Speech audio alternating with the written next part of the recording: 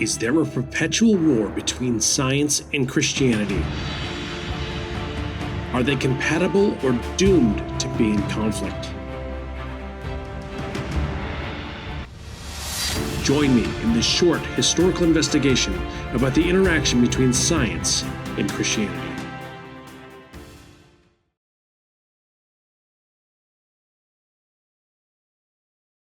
Today, we often hear that science and faith do not go together.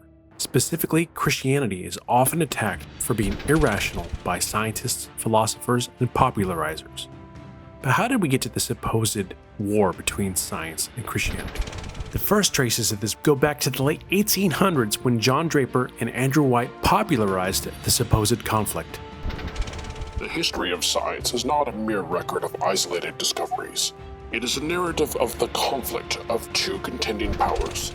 In all modern history, interference with science and the supposed interest of religion has resulted in the direst evils both to religion and science.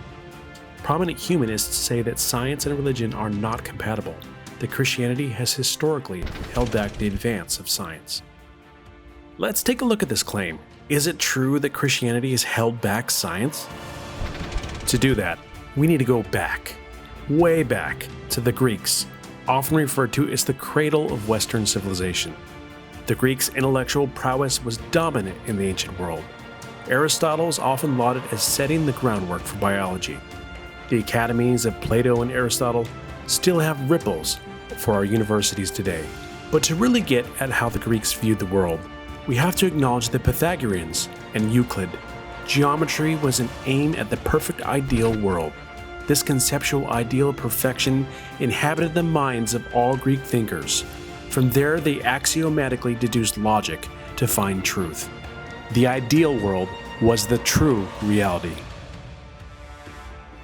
But what did the Greeks think of the physical world? They thought it was corrupt, imperfect, and imprecise.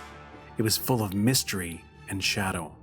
They had no real confidence that the future was predictable or that the past was repeatable.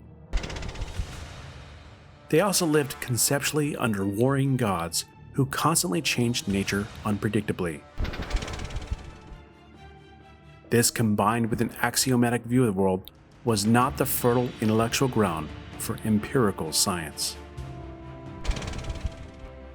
But what about Christianity? Does it actually support the foundations of science? It might seem strange to say that faith could uphold science, but today historians and philosophers recognize the connection. Human beings became scientific because they expected law in nature, and they expected law in nature because they believed in a lawgiver. But is this just reading Christian hope back into the text? What if we read early Christian thinkers? Well, St. Augustine, one of the most influential church leaders of the 300s, said it this way: "Some people, in order to discover God, read books. But there is a great book, the very appearance of created things. Look above you. Look below you. Note it. Read it. God, whom you want to discover, never wrote that book with ink. Instead, he set before your eyes the things that he had made. Can you ask for a louder voice than that? Why, heaven and earth shout to you, God has made me." Christianity holds a high view of creation. Early scientists like Kepler wanted to glorify God through their science. I give you thanks, Creator and God, for you have given me this joy in thy creation, and I rejoice in the works of your hands. Natural life wasn't cloaked in shadow.